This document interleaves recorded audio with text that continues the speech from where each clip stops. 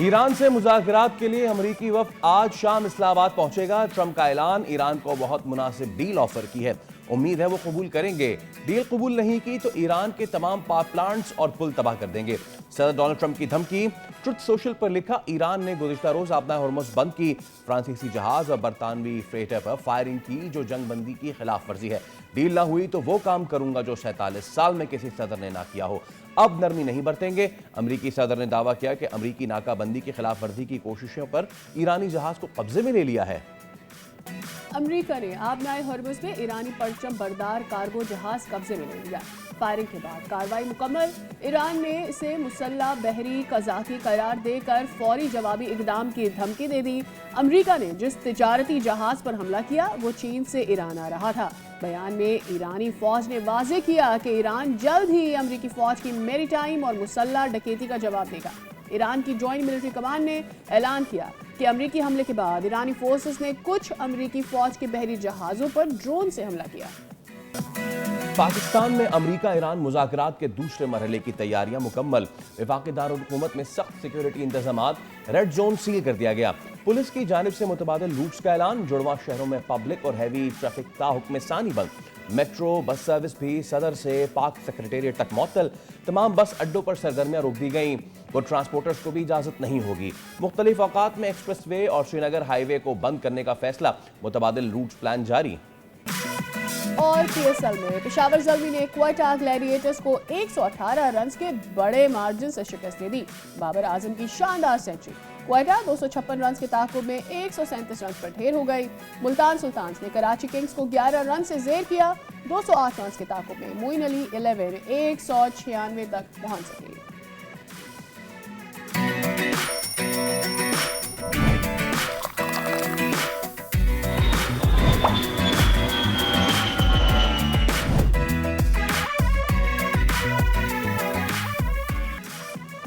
अस्सलाम वालेकुम, सुबह खैर, खुश आमदीद। दुनिया बोल है के साथ मैं हूं सैयद फैसल करीम और मैं हूं सादिया सैमसन। आज हफ्ते का पहला दिन है और हम ये ख्वाहिश कर रहे हैं और उम्मीद भी कर रहे हैं कि आज का दिन आपके लिए बहुत अच्छा हो और पूरा हफ्ता भी इसी तरह से बहुत अच्छा रहे। इस वक्त कराची के मौसम में गर्मी भी है और महकमा मौसमियात के मुताबिक आज तेज़ धूप के साथ साथ मौसम गर्म रहेगा और खुश्क भी रहने की तवक्को है। तो ह्यूमिडिटी जैसी कराची में होती है फिल वक्त वैसी नहीं है। फिलहाल बादल और बारिश कराची से रूठे हुए हैं और इसीलिए शहरियों को गर्मी में एहतियात भी करनी चाहिए। जी हाँ, कराची के हवाले से कोई एज सच अलर्ट तो जारी नहीं किया गया है, लेकिन मुल्क भर के दीगर इलाकों की बात की जाए तो इस्लामाबाद जहां का सियासी मौसम, उस हवाले से हम आगे चल के ज़रूर बात करेंगे वो कैसा रहेगा। लेकिन अभी मौसम खुशगवार है, इस पर आगे चल के मज़ीद भी शो में बात करेंगे। कुछ बात कर लेते हैं खेल की। तो भाई खेल की क्या ही बात करें। देखिए, किसी ने कहा है कि जो किंग था वो किंग है और वो किंग रहेगा। क्या बात है पेशावर ज़ल्मी की, आउटस्टैंडिंग। दोपहर के मैच में जो है वो तो मुल्तान सुल्तान ने मैदान मारा, लेकिन जब हुआ शाम का मैच तो बाबर आजम ने कल अपने तमाम तर नाक़िदीन को भरपूर भर के अपने बल्ले से जवाब दिया।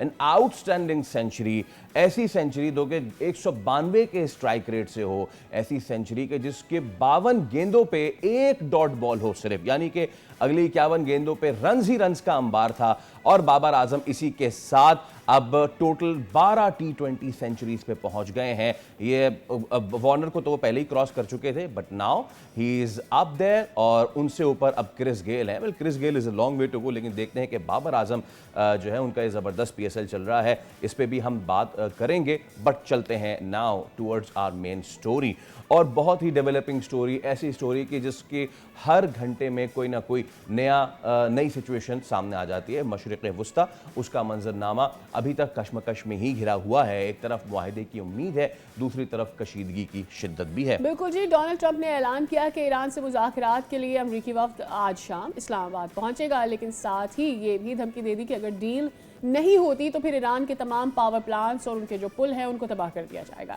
ईरान भी वाजे कर चुका है कि जब तक नाकाबंदी खत्म नहीं होती है ना आबनाए हॉर्मुज़ खुलेगी और ना ही मुज़ाकरात आगे बढ़ेंगे। ईरान पर मुसल्लत जंग दोबारा शुरू की गई तो ये आलमी जंग में भी तब्दील हो सकती है। इसी पर बात कर लेते हैं। मंसूर जाफर साहब हमारे साथ मौजूद हैं, आप माहिर हैं मशरिक़ वुस्ता के अमूर के। अस्सलाम वालेकुम sir, a very good morning to you Mansoor साहब। हम तो कल फिगर आउट ही करने की कोशिश कर रहे थे, until late and in the morning as well. इतनी डेवलपमेंट्स आ रही हैं, एक जानिब अब बड़ी पावर यानी यूएसए ये कहता है कि ठीक है हम बात करना चाहते हैं, our delegation is heading towards Islamabad, and at the same time Iran मना कर देता है। व्हाट डू यू थिंक, किस तरफ जा रहे हैं मामला? जी, बहुत शुक्रिया जी। यकीनन इस वक़्त जो सफारतकारी का डोल डाला गया था, ख़ास तौर पे पाकिस्तान की बड़ी हेक्टिक एफ़र्ट के नतीजे में, उसका दूसरा दौर यानी इस वक़्त ऑन कार्ड है। लेकिन इस वक़्त जो मैं समझता हूँ एक धमकी आमेज़ सफारतकारी का दौर अमेरिका ने एक बार फिर शुरू कर रखा है। उससे ये पूरा प्रोसेस जो है एक बार फिर डीरेल होता हुआ दिखाई दे रहा है। क्योंकि इस वक़्त ईरान को इस बात का गिला है कि अगर ईरान पर ये इल्ज़ाम आयद किया जाता है कि उन्होंने आबना हुर्मुज़ में कुछ टैंकरों पर फायरिंग की और उसके नतीजे में एक सीज़ फायर की वायलेशन की, तो अमेरिका की तरफ से जो अपनी जो ब्लॉकेड है वो भी कंटिन्यूड प्रोसेस है। और अभी कल ही उन्होंने एक ईरानी जहाज जो है उसको रोककर उस पर कब्जा कर लिया है। और ये एक ऐसी सिचुएशन है कि जिसके नतीजे में मुज़ाकरात के लिए जो साज़गार माहौल है, जो कंडुसिव एनवायरनमेंट है, वो यकीनन एक बार फिर मुकद्दर हुआ है। और ईरान का यकीनन आप सबके इल्म में है कि पिछले तकरीबन 47-48 साल का एक यानी वो डेफिसिट है और एक अदम एतमाद की सिचुएशन है। और ये तारीखी लम्हा है कि इस वक़्त अमेरिका और ईरान जो है वो एक मुज़ाकरात के मेज़ पे बैठ के बात कर रहे हैं। आज तक इन दोनों मुल्कों के दरमियान सफारती चैनल्स मुनक़ता थे। ये पाकिस्तान को एहसास हासिल हुआ है कि उन्होंने इन्हें बराह रास्त नेगोशिएशन में एंगेज किया है और उसके लिए अपनी फैसिलिटेशन और सहूलतकारी फराहम की है। जी। मैं समझता हूँ कि इस मौके पे डोनाल्ड ट्रंप साहब का एक जो धमकी आमेज़ स्टाइल है, उसे शायद इस वक़्त बैक बर्नर पे रखा जाना चाहिए। क्योंकि इस तरीके से धमकी आमेज़ माहौल में आप किसी से मुतालबात अपने मंज़ूर नहीं करवा सकते। यकीनन मुज़ाकरात से पहले जो करो-फर जो एक-दूसरे की मैनूवरिंग होती है वो करें, जितना मर्ज़ी करें। लेकिन उसमें जब आप धमकी आमेज़ और ख़ास तौर पे उन एक्शंस को ज़मीन पे ट्रांसलेट करने की कोशिश करेंगे, तो फिर यकीनन ईरान को या किसी भी फ़रीक को ये हक हासिल है कि वो अपना रद्द-ए-अमल का इज़हार करे। बिल्कुल। ऐसी सूरत में अब ज़रूरत ये समझ गया कि अगर अमेरिका को वाक़ई ही इन मुज़ाकरात के हवाले से कुछ संजीदगी दिखाना है या इसमें कोई नताइज हासिल करना है, तो वो हकीकी मानों में एक जो एतमाद साज़ी का जो माहौल है उसे बरकरार रखे और ख़ास तौर पे जो जेस्चर ऑफ गुडविल उन्होंने माज़ी में शो किए हैं, उन्हें वो कंटिन्यू करें। क्योंकि इब्तिदा में तो उनके ख़ास तौर पे जिस टीम को भेजने की बात की जा रही थी, वो तो वही नाकाम मुज़ाकराती टीम है कि जो इससे पहले 2025 की जंग का बाइस बनी है। फिर उसके बाद अभी इस रीसेंट जंग में भी इन्हीं जेरेड कुशनर और स्टीव विटकॉफ ने ही एक लिहाज से मुज़ाकरात को ठीक है। बीच में झाड़ में छोड़ के अमेरिका और इसराइल को ईरान पर हमला करवा दिया। ऐसी सूरत में जेडी वांस के यहाँ ना आने की इत्तलात भी थी, लेकिन जी। अब शायद तस्दीक हो गई है कि वो तशरीफ ला रहे जी हैं। हाँ, बिल्कुल। मंजूर साहब, आपने ये बात की और इस पे लेट नाइट ही यानी पाकिस्तानी वक्त के मुताबिक तो it was late in the morning कि जब अमेरिकी मीडिया व्हाइट हाउस को ये कोट करते हुए कह रहा है कि जेडी वेंस आ सकते हैं, वो कब निकलेंगे अमेरिका से इसका वक्त तय नहीं। इस पे तो हम बात करेंगे भी। मेरे दो सवाल हैं। एक तो ये कि ट्रंप ने कहा है कि अब हम ये आखिरी ऑफर दे रहे हैं ईरान को और ये डील बड़ी ज़बरदस्त है, अगर वो करना चाहें तो करें। वो डील, वो ऑफर आखिर है क्या? और दूसरा मेरा सवाल ये कि कल जब ये सारा मामला हुआ और ईरान की तरफ से मना किया गया कि हम नहीं आएंगे उस वक्त तक जब तक आप हमारी शर्तें नहीं मानते, फिर वज़ीर-ए-आज़म शहबाज शरीफ ने ईरानी सदर मसूद पेज़ेश्कियान को फ़ोन भी किया। आपको लगता है कि वो फ़ोन कॉल मददगार साबित हुआ होगा? उससे क्या खबरें हैं? ईरान में कुछ और सोचा होगा? एक इस वक़्त जो चैलेंज दरपेश है ईरान को दाख़िली सतह पे, आपने यकीनन वो खबरों में भी बहुत ज़्यादा नोट किया होगा कि इस वक़्त वहाँ पे 2 स्कूल ऑफ थॉट जो हैं वो प्रिवेल कर रहे हैं। एक तो जो सियासी मकतबा फ़िक्र है, जो मसूद पेज़ेश्कियान और इराक़ची साहब की क़यादत में इस वक़्त सरगर्म है और वो एक लिहाज से वहाँ पे अमन चाहता है और जंगबंदी को जो जो माहिदा है प्रिवेल उसको करना एक ओके। बड़े पैमाने पे इसकी वो चाह रहा है पज़ीराई की जाए।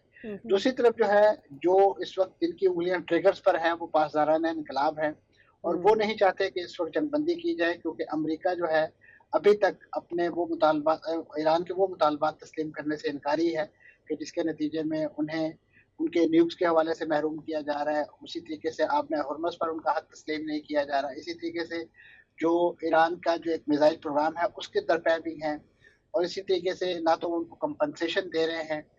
बहुत सारे ऐसे मुतालबात अब ज़रूरत इस अमर की थी कि इस मौके पे दूसरे जो मुज़ाकरात का दौर होना था, इसमें एक पैकेज डील तैयार होनी थी कि जिसके बाद यकीनन उस पर फाइनल सेटलमेंट हुआ। डोनाल्ड ट्रंप साहब क्योंकि हथेली पे सरसों जमाने के आदी हैं और वो सारी चीज़ें जो है वो चाहते हैं कि इन वन गो हो जाए। उनके इल्म में होना चाहिए कि इस तरह के पेचीदा मुज़ाकरात ख़ास तौर पे जिनमें टेक्निकल इश्यूज़ भी इन्वॉल्व हों और बहुत सारे महाज़ एट अ टाइम खुले हों, उनको सिर्फ़ और सिर्फ़ अगर न्यूक्स का वो माहदा याद हो जो कि ओबामा दौर में हुआ था, उसमें कम से कम 2.5 बरस नेगोशिएशन जो है मुसलसल चलती रही। फिर जाके वो माहदा हुआ जिसे आते ही उन्होंने अपने पहले दौरे इक़्तिदार में जो है, वो अपने एक एडमिनिस्ट्रेटिव ऑर्डर के ज़रिए जो है वो ख़त्म कर दिया और जी। अब ये जितना भी इस वक़्त मैदान खुला हुआ है, ये उस मनसूखी का ही नतीजा है कि एक नया चैप्टर उन्होंने खोल दिया। तो लिहाज़ा मुज़ाकरात की जो निटी-ग्रिटी है, उसको फाइनलाइज़ करने के लिए एक वक़्त दरकार होता है। लेकिन उसके लिए जो ज़रूरी चीज़ें हैं, वो यही है कि आप सफारतकारी अगर कर रहे हैं, तो सफारतकारी के लिए जो कंडीशन एनवायरनमेंट है, वो अपना मुहैया रखिए। लेकिन डोनाल्ड ट्रंप साहब कहते हैं कि जी मैंने एक उँगली जो है वो किसी के मैं पॉइंट ब्लैंक सर पे रखी हो पिस्टल और जी। दूसरे नंबर पे जी। उससे दूसरे हाथ से वो दस्तखत कर रहा हो नीचे। तो इस तरीके से मामलात नहीं होते और ख़ास तौर पे जिस ईरान के साथ वो मुज़ाकरात कर रहे हैं, ये ना तो वेनेज़ुएला है, ना वियतनाम है, ना अफ़गानिस्तान है, ना एब्सोल्युटली। इराक है। राइट। ये बुनियादी तौर पे एक ऐसी सिविलाइज़ेशन जिसको मिटाने के लिए उन्होंने पिछली बार भी धमकियाँ दी थी और फिर जब डेडलाइन करीब आई थी तो 2 घंटे पहले उन्हें फिर कभी इस्लामाबाद को कॉल करना पड़ रहा था, मंसूर कभी साहब, उन्हें वाशिंगटन। जी। what do you feel कि is Iranian delegation going to visit Pakistan or not? कल तक जिस तरह से भी फैसल बात कर रहे हैं कि पशुज़ज्ञान साहब से बात पता चला हुई है वज़ीर आज़म या शहबाज शरीफ की, लग ऐसा रहा था कि इस फ़ोन कॉल के बाद आ जाएंगे, कोई डेलीगेशन यहाँ पहुँचेगा। Now there are two type of news circulating, some saying कि डेलीगेशन आ रहा है, सम सेइंग नहीं आ रहा। इन केस नहीं आता और सिर्फ यूएस डेलीगेशन यहाँ रहता है और वो बात करता है, तो क्या होगा? व्हाट काइंड ऑफ कॉन्वर्सेशन और talks they are going to be? देखिए जी, यूनिलैटरल टॉक्स तो कोई नहीं होती, कोई नहीं ये तो होती। दो तरफ़ा मामला ही है। ईरान का डेलीगेशन यकीनन आएगा लेकिन वो अपनी शराइत पे आएगा। इस अंदाज़ से नहीं है कि उन्हें डरा-धमका कर किसी तरीके से बरहला कर जो है मुज़ाकरात की मेज़ पे लाया जाए। राइट। इसमें 1 आध दिन की ताख़ीर हो सकती है, लेकिन अभी क्योंकि हमारे पास वक़्त है, ख़ास तौर पे जो अमरीकी वफ़द की आमद के लिए इत्तलात हैं, वो मंगल या बुध तक वो पहुँचेंगे और अगर जेडी वैंस साहब भी जॉइन करते हैं, तो वो शायद उससे 1 आध दिन बाद तशरीफ़ लाएँ। उससे पहले अभी बहुत सारा वक़्त है और ख़ास तौर पे आपके इल्म में है कि इस वक़्त बड़ा एक ड्यू होमवर्क जो है हमारे आर्मी चीफ़ जो है, वो ऑलरेडी तेहरान में करके आए हैं, जहाँ पे ये जो ख़दशात जो वहाँ पे एक डायकोटमी ऑफ थॉट पाई जा रही थी, उसको ब्रिज करने की कोशिश की है। उन्होंने अस्करी क़यादत से भी मुलाकात की है, सियासी लोगों से भी मुलाकात की है। तो सही। इस वक़्त वहाँ पे असल में जो सबसे बड़ा चैलेंज है, आपके इल्म में है कि ईरान इस वक़्त अपने जो रहबर आला के इंतकाल के बाद जो खला पैदा हुआ है, अगरचे वो अलामती तौर पे पुर तो कर दिया गया है, जी। लेकिन इस वक़्त जो रहबर आला मौजूद है मुज्तबा खामेनी साहब, वो किसी वजह से वो रोल अदा नहीं कर पा रहे। उनके बारे में जो इत्तलात हैं, कोई शायद ज़ख्मी है या कोई सेहत की ऐसी हालत में है कि वो मामलात को नहीं देख पा रहे। तो अच्छा। वो जो बेसिकली एक जो रोल होता था रहबर आला का कि उनका कहा हुआ कौल फैसल और वही तमाम मामलात को लेके चलते थे। अब वो 2 पार्टीज़ के अंदर तक़सीम हो गया है, एक सियासी हलकों के अंदर और एक उसके हामी एक दूसरा तबका जो है वो अस्करी या आईआर जिसे पासदारान इन्क़िलाब कहते हैं, उनके हाथ आ गया है। हुँ। तो वहाँ पे यकीनन आपके इल्म में होगा कि माज़ी में भी जब ये जंग जारी थी, उस वक़्त भी ये शिकायत थी कि कभी सऊदी अरब पर रॉकेट फायर कर दिया जाता था, कभी किसी और मुल्क पर। तो वहाँ पे इब्तिदा में यही कहा गया कि हमने क्योंकि अपने पूरे प्रोसेस को जंग के नतीजे में उसको डिसेंट्रलाइज़ कर दिया था, एक डिफेंस मोज़ैक क्रिएट कर दिया था कि हर मकाम जो है, हर डिस्ट्रिक्ट जो है, वो इंडिपेंडेंटली प्ले कर रहा था।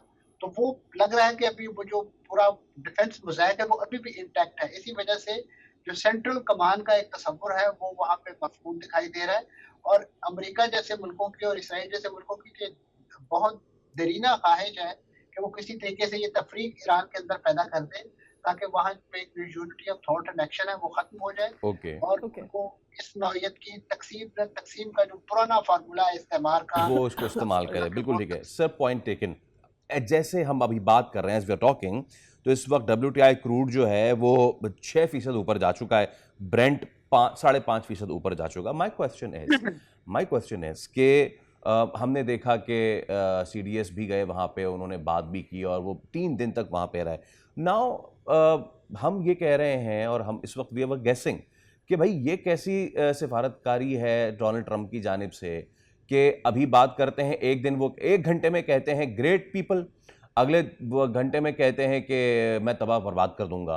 तो एक तो ये चीज़ हमें समझ में नहीं आती, क्या इसको समझने के लिए स्पॉइलर फैक्टर भी मद्देनजर रखना बहुत ज़रूरी है? जी, इसमें कोई शक नहीं। वैसे तो इस वक़्त जो पूरा प्रोसेस देखें, अगर आप पूरे मिडल ईस्ट की पॉलिटिक्स, तो उसमें इसराइल के बारे में ये कहा जाता है कोई स्पॉइलर है। लेकिन यहाँ पे लगता है कि इस वक़्त एक और चीज़ भी स्पॉइलर का रोल अदा कर रही है, वो इस वक़्त डोनाल्ड ट्रम्प साहब के हाथ में है। उसका नाम है सोशल ट्रूथ, उनका जो प्लेटफ़ॉर्म है। अच्छा। उसका जो रूथलेस इस्तेमाल वो कर रहे हैं। हम्म, और फिर इसी तरीके से आपने चीज़ नोटिस की होगी कि आम तौर पे वो वीकेंड्स पर इसका इस्तेमाल बहुत ज़्यादा करते हैं। उसकी वजह सही। ये होती है कि जो दाखिली तौर पे उन्हें जो चैलेंजेस होते हैं, उनको एड्रेस करने के लिए शायद अमेरिकी अवाम इस मौके पे बहुत ज़्यादा फ़ारग होते हैं, वो ये सारी चीज़ें देखते हैं। और दूसरा, इन हरकतों के ज़रिए अपनी इस किस्म की जो जो ट्वीट्स हैं, उनके ज़रिए वो इस वक़्त जो तेल की मार्केट्स हैं, जो इस वक़्त मुख्तलिफ जो स्टॉक एक्सचेंजेस हैं, उनको भी एक लिहाज से कंट्रोल करते हैं कि एक उनका ऐलान होता है तो आपने देखा 9% फ़ौरन कीमतें गिर गई हैं। जी। उसके बाद क्योंकि वो खुद, उनके फैमिली और उनके दोस्त अहबाब पूरे के पूरे स्टॉक मार्केट्स में बिज़नेस करते हैं। वो जिन-जिन चीज़ों के रेट्स गिरते हैं वो खुद खरीद लेते हैं और उसके बाद अगले दिन फिर धमकी देते हैं, फिर वो रेट्स ऊपर चले जाते हैं। तो इस या जंग के नतीजे में अब भी वो है मनी मेकिंग कर रहे हैं, उनकी टीम, उनके जो करीबी दोस्त अहबाब, जिनका बेसिकली बिज़नेस ही ये सट्टेबाज़ी है और वो मारूफ़ है इस काम के लिए और उस पर वो कोई शर्म भी महसूस नहीं करते। तो अब इस वक़्त मैं समझता हूँ कि इस जंग के दिनों में भी वो इस नौइयत का टूल इस्तेमाल करके एक तरफ तो ईरान को धमकाने की कोशिश करते हैं और दूसरा अपने अवाम को पागल बना के और उसकी आड़ में अपनी ज़ाती जेबें जो हैं वो मुनाफ़े से भर रहे हैं। एक तरफ वो कहते हैं कि जी अमेरिका तो कोई परेशानी नहीं है, अगर उन्हें कोई परेशानी नहीं है तो कल जो उनके वज़ीर तवानाई ने जो बयान दिया है कि इस वक़्त जो तेल की कीमतें, पेट्रोल की कीमतें अमेरिका में बढ़ चुकी हैं, वो कम से कम 2027 जी। तक नॉर्मल हालत में वापस नहीं आ सकती। तो ये ऑलराइट। परेशानी किसे है? तो हम्म। ये वो डाइकोटोमी डोनाल्ड ट्रम्प साहब इन चीज़ों को नहीं देखते। वो कहते हैं कि जी वो चाह रहे हैं कि ये जंग इसी तरह बरकरार रहे, ईरान पर पाबंदियाँ बरकरार रहें, ताकि इस वक़्त जो यूरोप है, जो उनसे तेल खरीदने का ख़्वाहिशमंद है, वो बड़ी तादाद में अपने जहाज़ उनके पास भेजते रहें और उनका ऑलराइट। कारोबारी ज़िंदगी इसी तरीके से चलता रहे। डेफिनेटली तो हमें फिर दिस इस पार्ट ऑफ सिचुएशन को देखने की भी मंसूर साहब बहुत ज़रूरत है। बहुत शुक्रिया आपके वक्त के लिए। आने वाले फिर जहमत देते रहेंगे, इस डेवलपिंग स्टोरी पर आपसे जानते रहेंगे। अभी हम चलते हैं नुमाइंदा खसूसी सलमान अवान की जानिब, उनसे जान लेते हैं कि इस वक्त इस्लामाबाद में क्या सिचुएशन नज़र आ रही है। Salman, very good morning to you. बताइए ज़रा क्या माहौल है इस वक्त। तो पहले शहर इक़्तिदार का हमें पता चला है कि सब बंद है, सिक्योरिटी हाई अलर्ट है, क्या माहौल है? और बताइए कि ज़रा ईरानियन डेलीगेशन के हवाले से भी क्या खबरें आ रही हैं।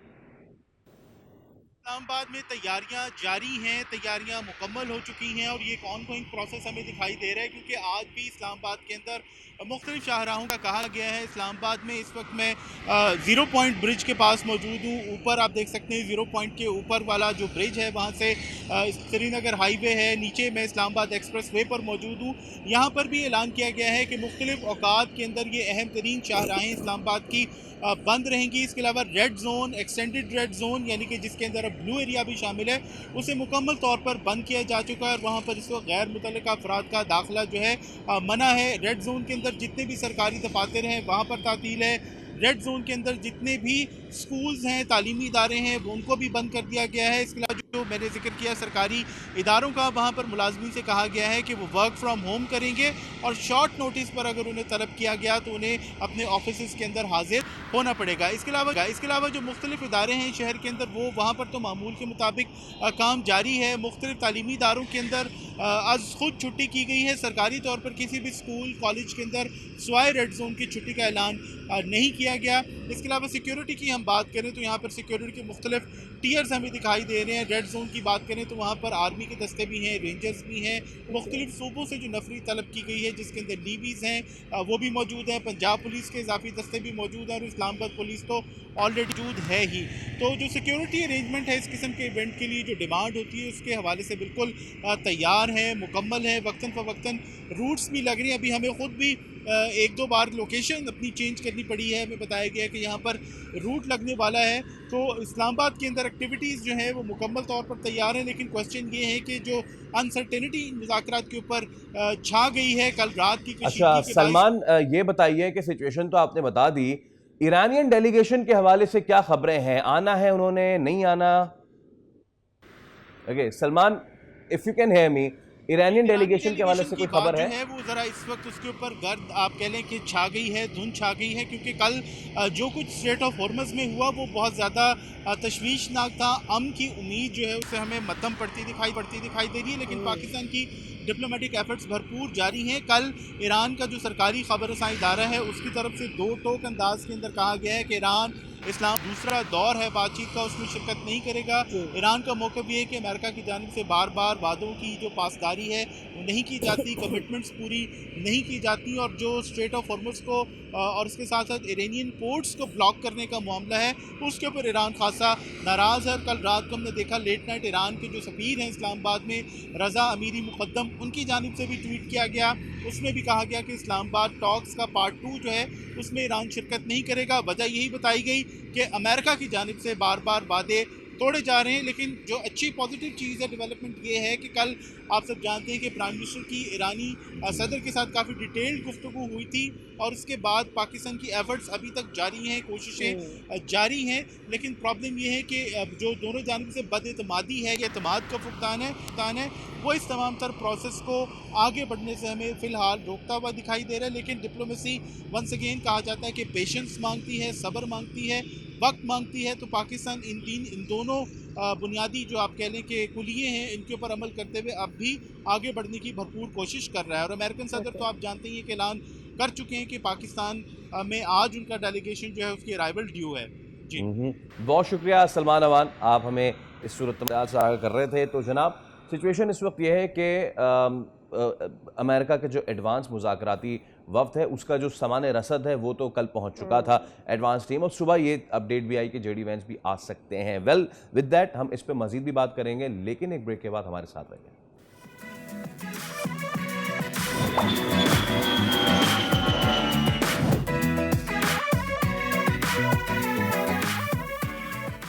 एक बार फिर खुशामदीद। अपनी उसी डिस्कशन को अगर कंटिन्यू हम करें तो इस्लामाबाद एक मरतबा फिर आलमी सफारतकारी का मरकज़ बन गया है, और गैर मुल्की वफूद की आमद, सिक्योरिटी हाई अलर्ट, अहम मुलाकातें, दूसरी जानिब पस पर्दा जारी वो सिफारती कोशिशें जिन्होंने पाकिस्तान को एक बार फिर खित्ते में अमन के ज़ामिन के तौर पर नुमाया कर दिया है। बिल्कुल, कल हमने देखा कि एक कॉन्फर्मेशन आई कि जी अमरीकी डेलीगेशन पाकिस्तान पहुंच रहा है, और ऐसे में ही हमने ये भी देखा कि ईरानी डेलीगेशन की जानिब से मनाही सामने आ गई कि वो नहीं पहुंचेंगे। ऐसे में वज़ीर आज़म मियां शहबाज शरीफ ने कॉल किया मसूद पेशेज़गियान साहब को, और उस कॉल के बाद अब ऐसा लग रहा है कि ईरानी डेलीगेशन पहुंचेगा तो सही, लेकिन ये ईरानी डेलीगेशन कब पाकिस्तान पहुंचता है और ऐसे में जो बातचीत होती है उसका क्या एंड निकलता है, ये अभी देखना बाकी है। हमारे साथ मौजूद हैं डॉक्टर शाजिया अनवर चीमा साहिबा, आप माहिर बैनुल-अक़वामी अमूर हैं। डॉक्टर साहबा अस्सलाम वालेकुम, a very good morning to you, बहुत शुक्रिया। डॉक्टर साहबा, सबसे पहले तो मैं आपसे जानना चाहूँगा, do you have any insight के जो कल बात हुई है, एक तो बड़े मामलात ख़राब हुए, ईरानी जहाज़ पे हमला कर दिया अमेरिका ने, ट्रंप का एक बार फिर बयान कि मैं ये कर दूंगा वो कर दूंगा, इस बीच फिर वज़ीर आज़म शहबाज शरीफ ने फ़ोन किया ईरानी सदर मसूद पेज़ेश्कियान को, क्या इंसाइट्स है उसकी, क्या मामलात हुए हैं? मामलात जो खबरें आ रही हैं वो ये कि ईरानियन इंटेलिजेंस का कहना है कि ये जो स्टेट ऑफ हुर्मुज़ पे ब्लॉकेड बनाया गया था, ये एक फॉल्स फ्लैग ऑपरेशन के लिए था, और ये जी नेवल प्रेजेंस को बढ़ाने के लिए रीजन के अंदर और हम पे अटैक करना था। और हमारे पास पूरी इंटेलिजेंस है कि जिस तरह से ये चीज़ें चल रही थी कि पहले ट्रंप जो है वो इंदिया दे रहे थे अपने सोशल मीडिया पे कि मैं खुद आऊँगा, और इस पे हमारी मीडिया पे बात भी हो रही थी। हालाँकि बहुत अचंभे की बात थी जब उन्होंने कहा कि जुमेरात तक हो सकता है मैं खुद चला जाऊँ। फिर बात हो रही थी कि जेडी वैंस आएँगे, और साथ में C-130 जो है वो भी लैंड होने की बात हुई पाकिस्तान में, जिनके अंदर वाइस प्रेज़िडेंट का मोटरकेड और उनका प्रोटोकॉल था। और रात को जो है वो रिपोर्ट आई है कि अब सिर्फ़ उनके एनवॉय जो कि ओके स्टीव विटकॉफ हैं और जेरेड कुशनर, वो दोनों आएँगे। तो इरानियंस जो हैं वो कह रहे हैं कि हम तो इन दोनों के साथ बिल्कुल बात नहीं करना चाहते हैं, ओके। हम या पहले भी इनसे मुज़ाकरात करते रहे हैं, और इनसे मुज़ाकरात करने का हमें कोई फ़ायदा नहीं हुआ।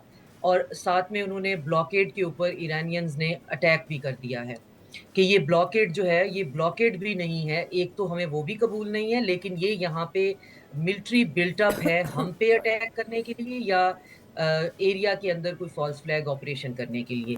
तो अब जब इतना डिस्ट्रस्ट और मिसट्रस्ट होगा, तो उसमें पाकिस्तान जो है वो अपनी ऑनेस्ट एफर्ट्स तो कर सकता है और अमेरिका को एक लास्ट चांस ऑफ रैम्प का प्रोवाइड करने की कोशिश कर सकता है। ईरान जो है उसको ये समझाने की कोशिश कर सकता है कि उनके पास एक विंडो ऑफ अपॉर्च्युनिटी है। वेस्टर्न लेगेसी मीडिया तक सब जो हैं रिटोरिकली, साइकोलॉजिकली ये एडमिट कर चुके हैं कि इनके ऊपर ये वॉर ऑफ ऑपरेशन थी। ईरानियन बहुत रेज़िलिएंट हैं और उन्होंने हर चीज़ को एब्ज़ॉर्ब किया है। तो एक जो पब्लिक ओपिनियन है वो बहुत बेहतर तरीके से उनकी तरफ शिफ्ट हुई है। तो जवाद ज़रीफ ने रिसेंटली एक आर्टिकल भी लिखा जिसमें उन्होंने भी यही कहा कि हमें ये विंडो ऑफ अपॉर्च्युनिटी को मॉडिफ़ाई करा लेनी चाहिए। लेकिन ईरानियंस जो हैं वो उसको थोड़ा-सा स्ट्रेच कर रहे हैं। स्ट्रेच इन अ सेंस कि वो ये अगर ट्रम्प जो है वो ब्लफ़ कर रहे हैं, तो वो उनका ब्लफ़ कॉल कर रहे हैं।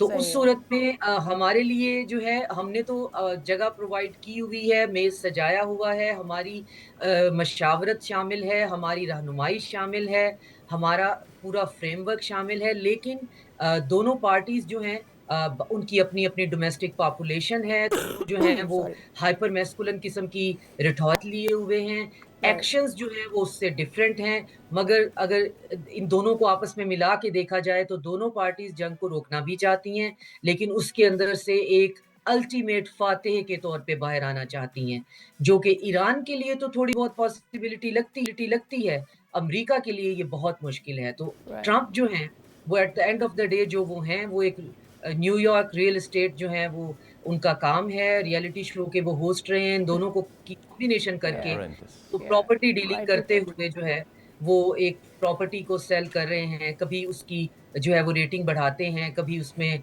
मोनोपोली गेम खेलना शुरू कर देते हैं।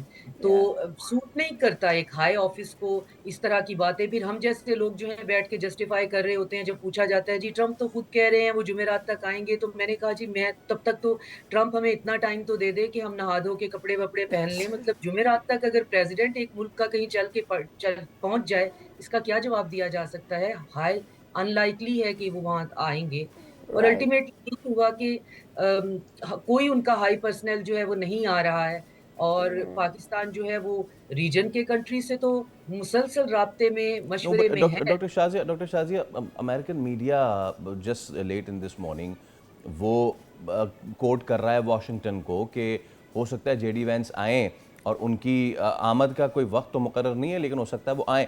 What I am speculating is कि ये एक दिन का एक बार फिर मामला नहीं, पिछला जो था 21 घंटे का था, इस बार आई थिंक 24 घंटे से ज़्यादा की सिचुएशन होने वाली है, बिकॉज एडवांस टीम, फिर जेडी वैंस की सुबह खबर आना, फिर ईरान का मना करना और वज़ीर-ए-आज़म शहबाज शरीफ का कॉल करना। तो ऐसा तो नहीं होगा कि अमरीकी वफ़द ऐसे मुंह उठा के आ जाए, ईरानियंस ना आए। सो आई एम स्पेकुलेटिंग कि इस बार 21 घंटे से ज़्यादा के मामलात होंगे एंड ईरान आएगा। Do you share the same feeling या फिर you will go against it?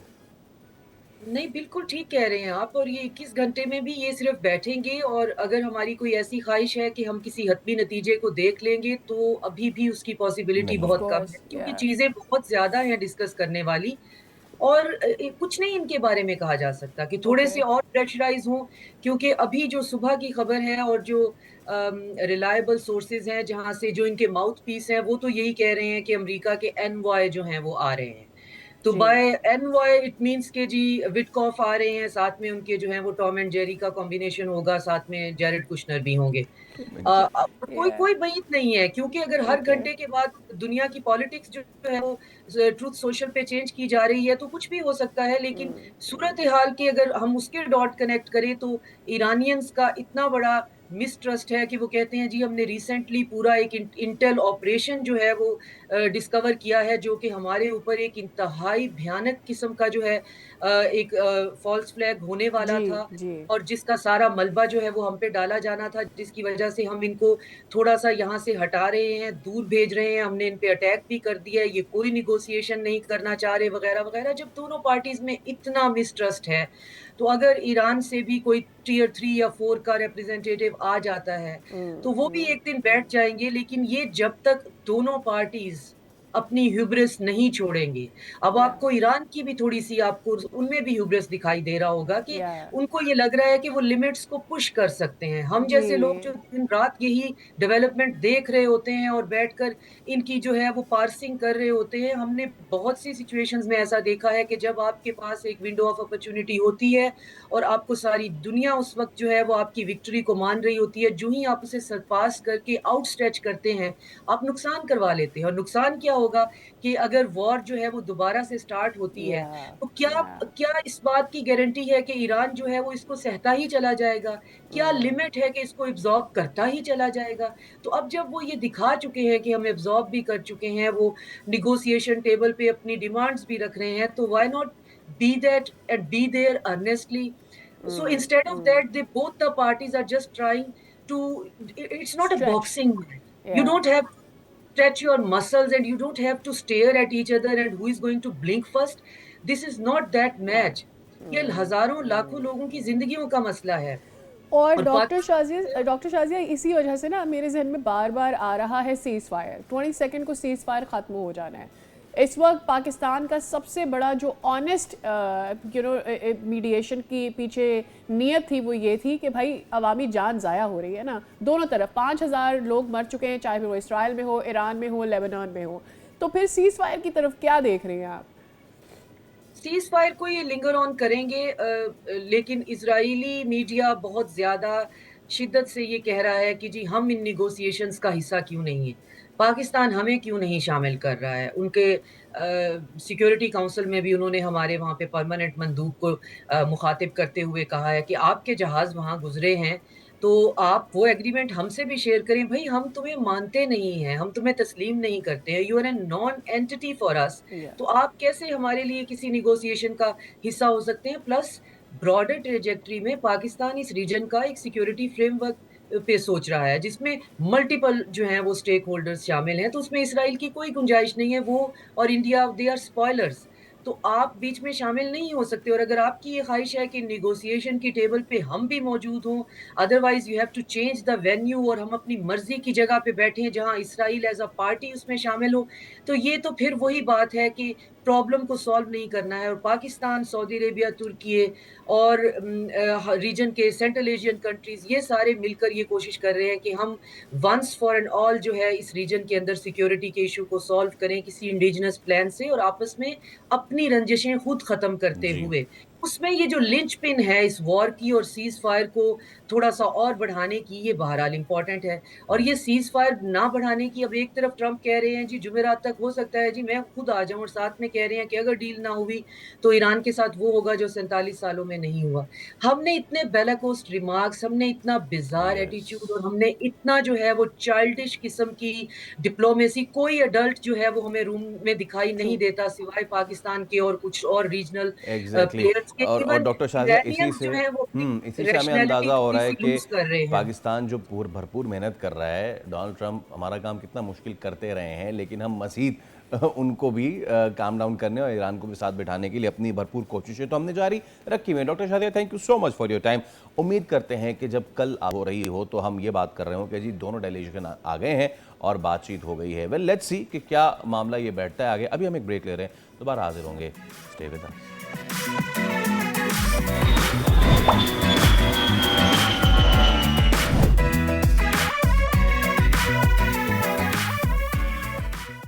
Welcome back again. और हम इससे पहले ऑब्वियसली ईरान और यूएस की जंग की बात कर रहे थे और जब भी हम देखते हैं कि डायलॉग्स के अंदर कुछ गैप आता है या इस तरह की बातें होती हैं जो अनसर्टेन लगती है तो क्या होता है, आलमी मंडी में तेल की कीमतों में इजाफा हो जाता है। यही कुछ हुआ, आलमी मंडी में खाम तेल की कीमतों में एक बार फिर से इजाफा देखा जा रहा है और एक्सपर्ट्स के मुताबिक ये इजाफा जो है वो मशरिक़ वुस्ता में कशीदगी बढ़ने के बाइस एज आई सेड पैदा हो रहा है और आबनाए हुर्मुज़ जहाँ से दुनिया की बड़ी मिकदार में तेल गुजरता है गैर यकीनी की सूरत हाल है और इसी की वजह से ये प्राइसेस ऊपर जा रही हैं। तो WTI क्रूड की कीमत में 5.91% इजाफा हुआ है, जिसके बाद उसकी फ़ी बैरल कीमत जो है वो $89.76 तक पहुंच गई है। जी हाँ, और इसी तरह ब्रेंट क्रूड ऑयल की कीमत भी 5.04% इजाफा इसमें हुआ है और आलमी मंडी में इस तरह इसकी कीमत जो है वो $95.78 फी बैरल जा पहुंची है। कुछ ही दिनों पहले ये कम भी हुई थी।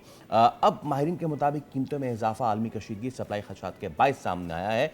असरात तवानाई की आलमी मंडी पर मजीद पड़ सकते हैं। असरात पड़ रहे हैं स्टॉक मार्केट पे भी। और अगर पाकिस्तान स्टॉक एक्सचेंज की बात की जाए PSX की, तो राइट नाउ मंदी से आगाज हुआ है और एज वी आर स्पीकिंग मंदी वैसे कम होती जा रही है। 3000 से शुरू हुई थी, ब्रेक पे जब हम थे तो 1000 थी, इस वक्त 694 पॉइंट्स माइनस में है। करंट इंडेक्स 173 हो गया है। कफील अहमद से जानते हैं। कफील, 3000 मनफी से अब 694 मनफी आया है, तो हम ये एक्सपेक्ट कर सकते हैं कि अगले 1 घंटे में रिकवर कर जाएगी मार्केट। देखिए, मार्केट तो रिकवर कर रही है। आगाज जो है वो नेगेटिव हुआ था और 3300 पॉइंट का मार्केट से जो है वो निकल गए थे आगाज पे। तो हम अब जो करंट इंडेक्स है वो 694 पॉइंट्स के मार्केट में कमी जो है वो रह गई है और 1,73,244 के लेवल पे मार्केट जो है वो ट्रेड कर रही है। अगर हम लो लेवल की बात करें तो वो 1,70,625 का मार्केट ने अब तक का जो है वो लो बनाया है। एक मरतबा फिर अगर हम बात कर लें जो आलमी मार्केट में तेलीय कीमतें हैं, जिस तरह जो अगर हम ब्रांड की बात करें तो वो $95.64, जबकि जो WTI है वो 89.26 पे जो है वो ट्रेड हुआ है। तो ये एक मरतबा फिर थोड़ा प्राइस जो है वो ऊपर है और इसी का इम्पैक्ट है। और यकीनन जो इस वक्त मजमूई सूरत हाल है डायलॉग के हवाले से, बातचीत के हवाले से, जब तक वो फाइनलाइज और कोई हतमी नताइज सामने नहीं आते उस वक्त तक ये मार्केट अप एंड डाउन की सिचुएशन जो है वो रहेगी। और माहिरीन यही कह रहे हैं कि यकीनन जो चीज़ अगर पॉजिटिव होती है तो मार्केट के लिए बल्कि इकोनॉमी के लिए भी बेहतर होगी। राइट, और मार्केट डेफिनेटली स्पेकुलेशन के ऊपर भी परफॉर्म कर रही होती है और स्पेकुलेशन जब तक सेटल नहीं होती है मार्केट जो है वो सर्टेन नहीं हो पाएगी। ठीक है, बहुत शुक्रिया कफील, इस हवाले से आप हमें बता रहे थे। सबकी उम्मीदें यही हैं कि सूरत हाल कुछ बेहतर हो सके, क्योंकि मार्केट की सूरत हाल, पेट्रोल प्राइसेस, हमारे घरों के बजट सब उससे अफेक्टेड हैं। लेकिन एट द सेम टाइम हमें ये भी पता है फैसल कि मार्केट की सिचुएशन, और हमने सुबह उठते ही जो ऑयल प्राइसेस देखी उनका हाई जो है वो सर्टन हो जाएगा जैसे ही वक्त गुजरने के साथ साथ कोई टॉक्स के हवाले से बात सामने आएगी। तो डेफिनेटली आज हफ्ते का पहला ही दिन है एंड एज वी स्पीकिंग हमें ये पता चल रहा है कि जो US डेलीगेशन है वो पाकिस्तान पहुंच रहा है। लेट्स सी के ईरानियन डेलीगेशन के हवाले से क्या खबरें आ रही हैं। As I go through PSX, तो इस वक्त इस मनफी 600 पॉइंट्स के साथ भी ऑयल एंड गैस सेक्टर जो है वो इस वक्त अंडर प्रेशर दिखाई दे रहा है और वो ऑब्वियसली मनफी में है।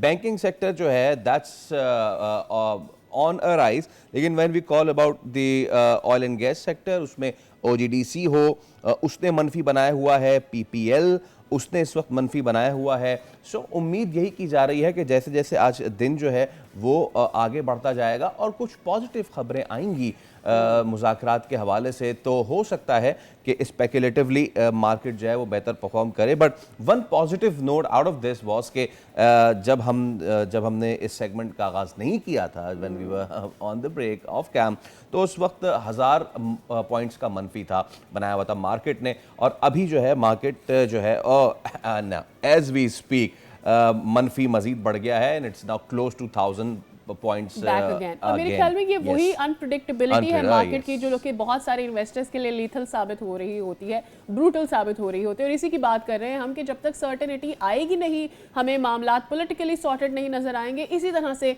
फ्रीक्वेंटली फ्लक्चुएशन नजर आती रहेगी। वेल, इसके साथ ही हमें लेना है एक break. Will see you across.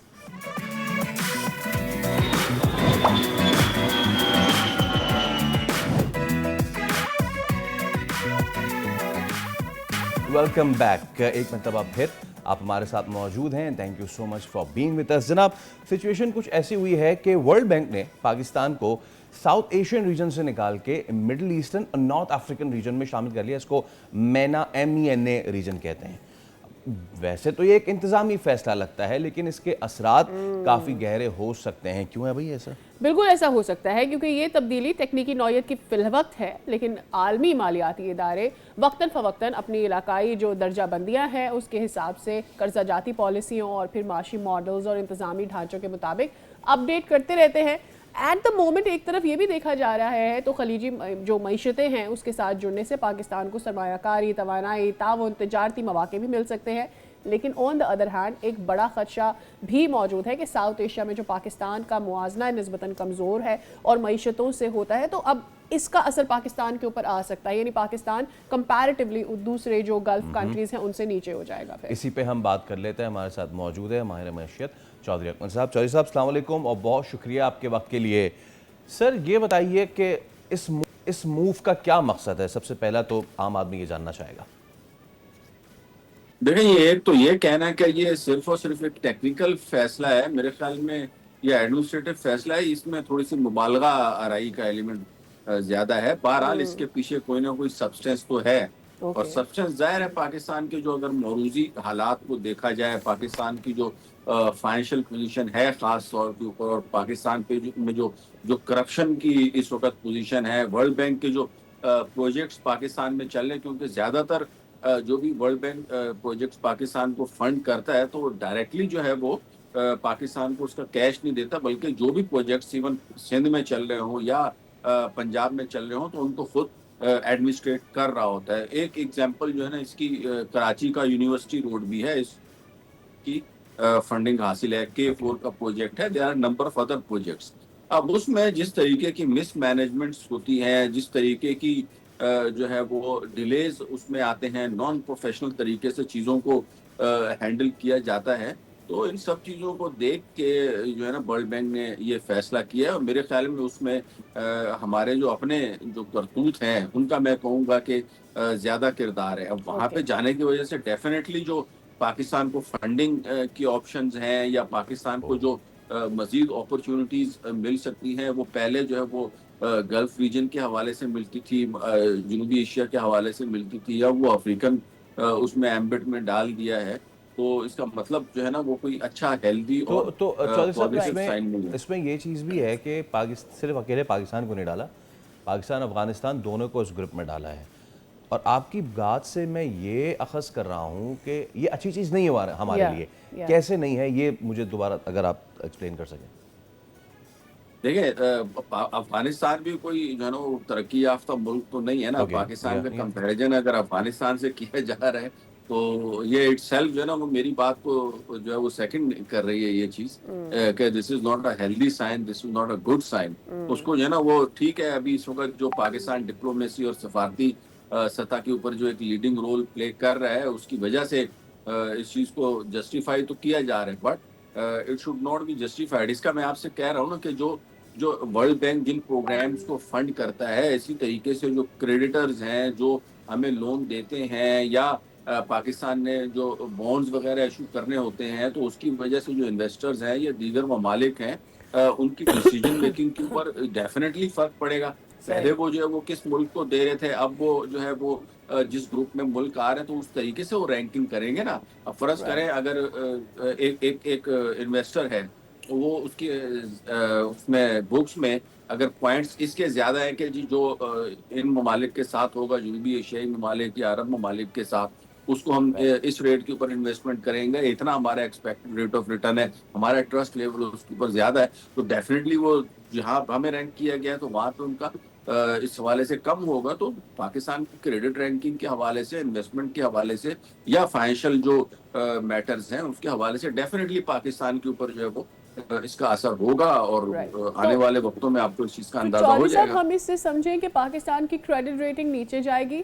एक दूसरी चीज़, बिकॉज बाकी जो मिडिल ईस्टर्न कंट्रीज़ हैं जिनके साथ हमारा नाम जोड़ा जा रहा है, ऑब्वियसली वहाँ पर भी करप्शन और दीगर मामलात की चीज़ें होंगी। That is why we are getting along those countries. एक तो ये, दूसरा ये कि पाकिस्तान में इसको जिस पर्सपेक्टिव से पेश किया जा रहा है ये एक बड़ा पॉजिटिव पर्सपेक्टिव है। ये पॉजिटिव पर्सपेक्टिव अगर कोई है, इसमें कुछ पॉइंट्स ऐसे हैं जो हमें फ़ायदा दे सकते हैं, तो वो भी शेयर करें कि वो क्या हो सकते हैं। देखिए, इसमें जो पॉजिटिव पर्सपेक्टिव जो हो सकते हैं कि दीगर मुल्कों की निस्बत जो है इस ग्रुप को ज्यादा प्रायोरिटी दी जाती है, ज्यादा तवज्जो दी जाती है as far as World Bank is concern, कि जी इनके ऊपर हमने ज्यादा कंसर्न करना है, यहाँ पे थोड़ी सी अपॉर्चुनिटीज जो हैं वो ज्यादा हैं, लोग इन्वेस्टमेंट जो है ना वो दूसरे मुल्कों के मुकाबले में ज्यादा करें। तो एंगल जो है ना वो बेसिकली इसको ये वाला दिया जा रहा है। But I am talking with reference to independent जो है वो जो कंट्रीज हैं, ये जो इंडिपेंडेंट इन्वेस्टर है, तो एक चीज आप ध्यान में रखें, अब जो ग्लोबल जो फाइनेंशियल जो डिसीजन मेकिंग है, ये स्ट्रेटेजिक प्लानिंग है, उसमें बड़ा फर्क आ चुका है। पहले गवर्नमेंट टू गवर्नमेंट जो है ना वो डीलिंग्स होती थी, अब वो गवर्नमेंट जो है ना वो नई डीलिंग्स में, या कर्जे की हो या इन्वेस्टमेंट की हो, वो उन्होंने अपने जो इदारे इंडिपेंडेंट बनाए हुए हैं, जैसे पाकिस्तान में स्टेट बैंक ऑफ पाकिस्तान है तो या दीगर जो कमर्शियल बैंक्स हैं, they are independent to the extent of their investment और ये वो। इसी तरीके से इंडिपेंडेंटली सारे मुल्क जो है ना वो डायरेक्टली अपने इदारों के जरिए सारी चीजें कर रहे होते हैं। गवर्नमेंट टू गवर्नमेंट, वो जो हम कहते थे ना पहाड़ों से ऊंची है दोस्ती और समुद्रों से गहरी है, अब ये चीज नहीं है। अभी टोटल प्रोफेशनल चौधरी साहब, समझा ये भी जा रहा है कि हम उस इंडियन लॉबी से जो कि हमारी हमें फ्लरिश नहीं होने दे रही होती थी उससे बाहर आ गए हैं, क्या ऐसा है? And is it a good thing? एक चीज तो बड़ी जो सिग्निफिकेंट है ना वो ये है कि राइट नाउ पाकिस्तान का जो सफारती और जो जो पोजीशन है इस वक्त वर्ल्ड वाइड, और उसमें Pakistan as a credible country जो है वो सामने उभरते हुए तो आ रहा है, ठीक है ना, लेकिन ये सफारती लिहाज से है। और अगर इस पोजीशन को पाकिस्तान मेंटेन कर पाता है तो उसके बाद डेफिनेटली इस वक्त इंडिया और इंडियन लॉबी को हमने बैकफुट पे किया हुआ है। We are in good books of USA, we are in good books of Iran, we are in good books of KSA. तो हमारे तकरीबन दुनिया के तमाम ममालिक से बहुत अच्छे ताल्लुकात हैं सिवाय इजराइल के।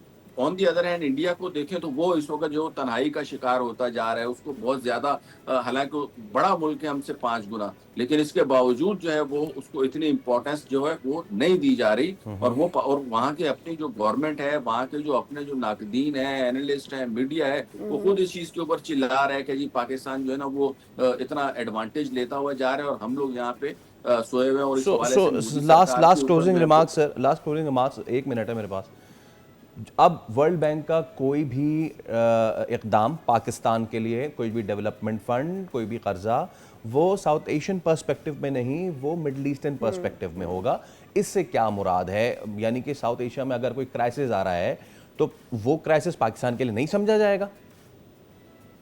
नहीं, देखें इस वक्त वर्ल्ड बैंक ने वो अपने जो ग्रुप्स बनाए हुए हैं, ये उनकी अपनी एक इंटरनल वर्किंग होती है। जो वर्ल्ड बैंक के अंदर एक्सपर्ट्स बैठे हुए हैं, जो रिस्क असेसमेंट करते हैं या जो आगे का फाइनेंशियल फ्यूचर देख रहे होते हैं, तो वो लोग करंटली जो है ना वो इस हिसाब से एक ग्रुपिंग करते हैं। अब उसमें एक ग्रुपिंग जो है वो साउथ एशिया की थी, एक अफ्रीकन कंट्रीज की है, इसी तरह यूरोपियन कंट्रीज की है। तो मतलब हर एक मुल्क की अलग अलग रैंकिंग है। तो अब जो है वो हम पहले अगर वो उनको डील कर रहे थे ना, तो उससे ज़ाहिर है, जैसा मैंने आपको बताया कि उनकी इन्वेस्टमेंट या लोन देने की जो पोजीशन है उसमें अब थोड़े से जो मामलात हैं वो दूसरे ग्रुप के हवाले से जो उन्होंने बनाए हुए कवानीन या अपने एसओपीज जो उन्हें बनाए में है, तो उस हवाले से देखेंगे तो ये एसओपीज का बेसिकली इंटरनली अगर देखा जाए तो डिफरेंस आएगा। उसमें कई एसओपीज ऐसे हो सकते हैं जो हमारी फेवर में हो और कई ऐसे हो सकते हैं जो हमारी फेवर में ना हो, ठीक है ना। ये सारी चीजें जो वो देखनी पड़ेंगी। तो एक एट वंस ये कह देना कि ये सही फैसला है या ये कह देना कि ये गलत फैसला है, तो मेरे ख्याल में ये आने वाला वक्त बताएगा कि उनके अपने वर्ल्ड बैंक के प्लान है वो क्या कहते हैं। Okay, you have summed up it right. आने वाला वक्त ये फैसला करेगा कि पाकिस्तान का इस ब्लॉक में आना पाकिस्तान के लिए फ़ायदेमंद रहता है नहीं। चौधरी साहब बहुत शुक्रिया, आप इस हवाले से मौजूद थे और अपने तजिए से आगाह कर रहे थे। फौरन से एक छोटा सा ब्रेक ले रहे हैं, दोबारा हाजिर होंगे। Stay with us.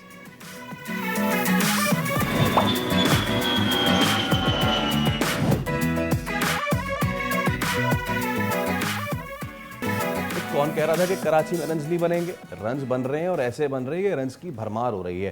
पहला मैच जो कल हुआ पीएसएल का, मुल्तान सुल्तान्स का, कराची किंग्स का, आप यकीन करें कि 400 प्लस रन्स बने, उसमें एक भी हाफ सेंचुरी दोनों टीम से नहीं आई। तो आप सोचें कि सबने कंट्रीब्यूट किया, लेकिन हम ज़्यादा इंटरेस्टेड हैं दूसरे मैच की बात करने के लिए, क्योंकि कल वहाँ जो हुआ है बहुत सारे नाक़दीन का मुंह बंद हुआ है अभी भी। लेकिन लोग कह रहे हैं कि नहीं, बाबर को जो है वो 192 की नहीं 292 की स्ट्राइक रेट से खेलना चाहिए।